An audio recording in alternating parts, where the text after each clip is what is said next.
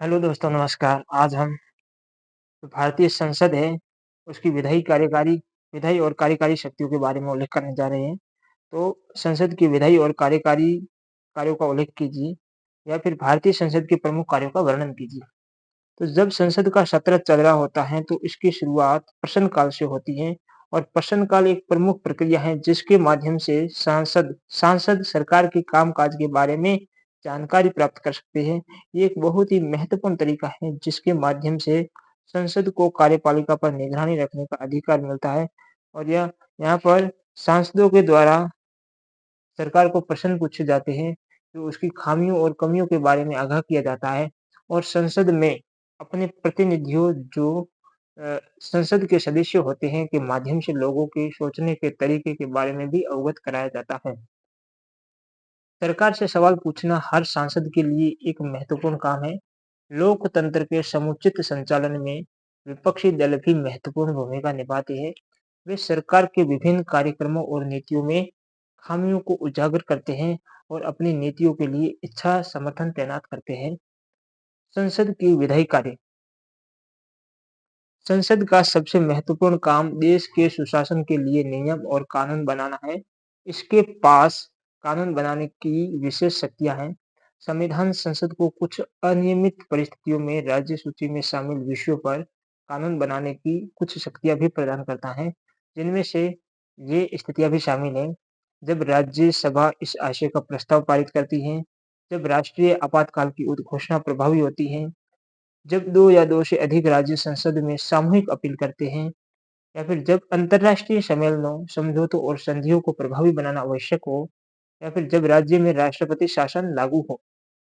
राष्ट्रपति द्वारा जारी किए गए प्रत्येक अध्यादेश को उसके पुनः संयोजन के 1.5 महीने की समयावधि के भीतर संसद द्वारा अनुमोदित किया जाना चाहिए।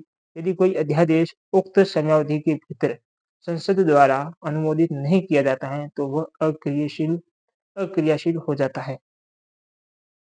भारत की संसद संघ सूची में सूचीबद्ध है, सभी विषयों पर कानून बनाती है और पारित करती है।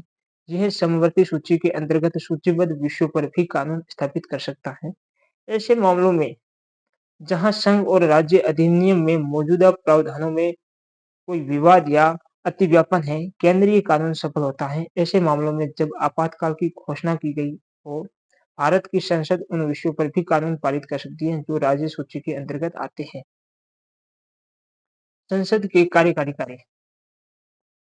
भारत की संसद प्रश्नकाल, शून्यकाल, आधे घंटे की चर्चा और अल्पावधि और ध्यानाकर्षण प्रस्ताव, निंदा प्रस्ताव तथा विपरीत चर्चाओं के माध्यम से कार्यपालिका पर निगरानी रखती है। इसके अलावा यह कार्यकारी आश्वासन समिति, अधीनस्थ कानून समिति, याचिका समिति आदि जैसी समितियों की सहायता से कार्यपालिका के आंदोलनों और कार्यों की निगरानी भी करती है।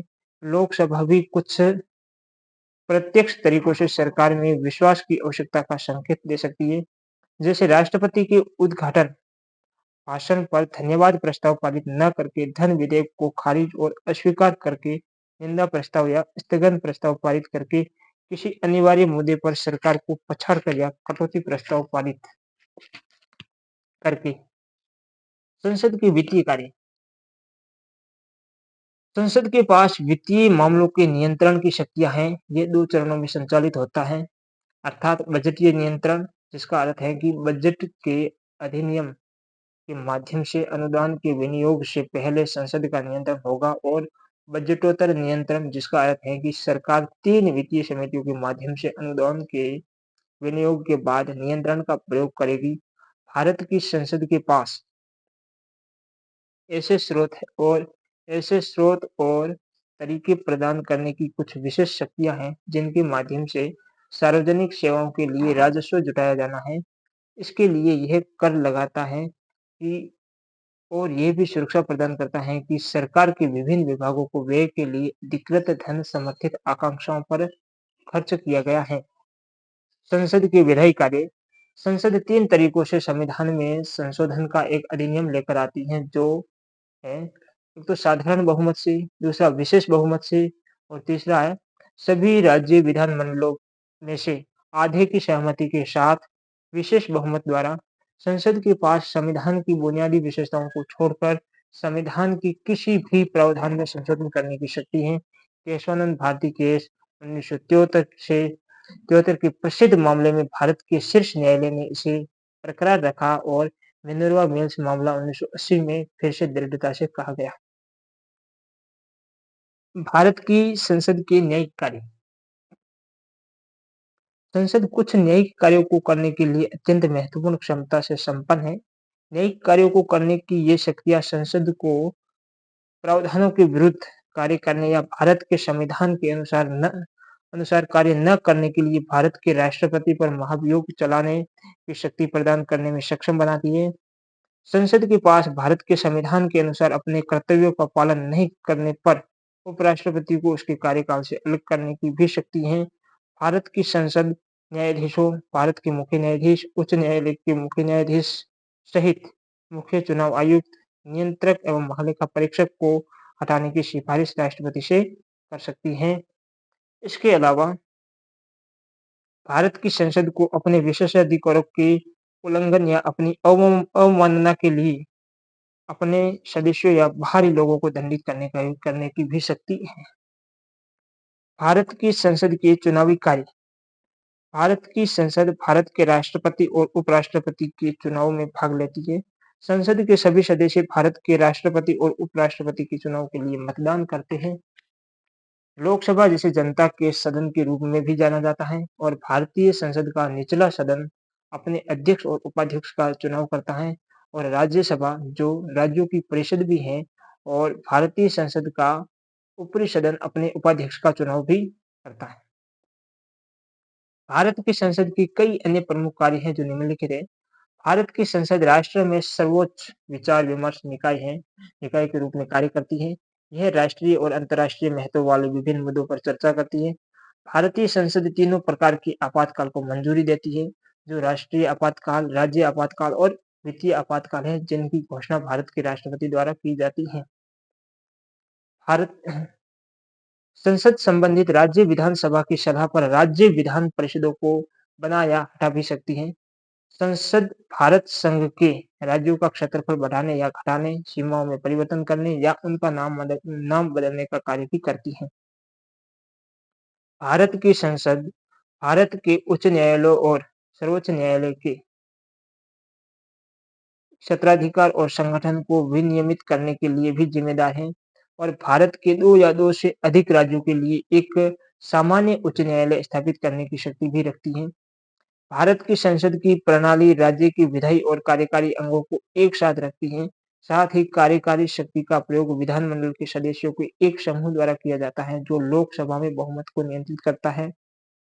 अधिक विशिष्ट तरीके से सामने आने के लिए सरकार विभिन्न मंत्रियों के नियंत्रण में विभिन्न मंत्रालयों के माध्यम से कार्य करती है। भारत भारतीय संसद में मंत्रियों के लिए प्रावधान है कि और वह उन्हें जनता के निर्वाचित प्रतिनिधियों के प्रति जवाबदेह मानती है। मंत्री संसद के दोनों सदनों में से किसी एक के सदस्य हो सकते हैं। संसद द्वारा निर्धारित सरकार की नीतियों का वास्तविक कार्यान्वयन विभाग के एक सचिव की देखरेख में नौकरशाही द्वारा किया जाता है।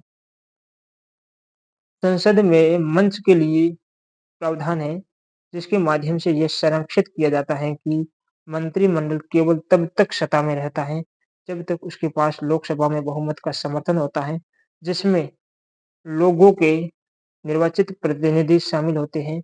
सरकारी विभागों के कार्यों का परामर्श, विचार विमर्श और सुधारात्मक विश्लेषण करना संसद के सबसे महत्वपूर्ण और आवश्यक कर्तव्यों में से एक है। चर्चाओं से ये सुनिश्चित होता है कि प्रदर्शन के संदर्भ में खामियों को मंत्रियों के ध्यान में लाया जाता है और उनके माध्यम से सामूहिक कार्यकारी तंत्र अच्छे तरीके से कार्य करता है। विपक्ष का अस्तित्व इसलिए भी आवश्यक है क्योंकि यह सुनिश्चित करता है कि देश की पूरी आबादी को अन्य वैकल्पिक और संभावित विचारों के बारे में पता चले। जहाँ तक सरकार के कर्तव्यों और सरकार के निष्पादन की जानकारी का सवाल है, भारतीय संसद सबसे मजबूत अंग है। सदनों में सदनों में प्रस्तुत की गई जानकारी विश्वसनीय और निर्भर होती है और मंत्रियों के लिए यह अनिवार्य है कि वे सदस्यों द्वारा वांछित और पसंद किए जाने पर सरकार से संबंधित मामलों पर जानकारी प्रदान करें। संविधान में संशोधन करने की शक्ति संसद में निहित है।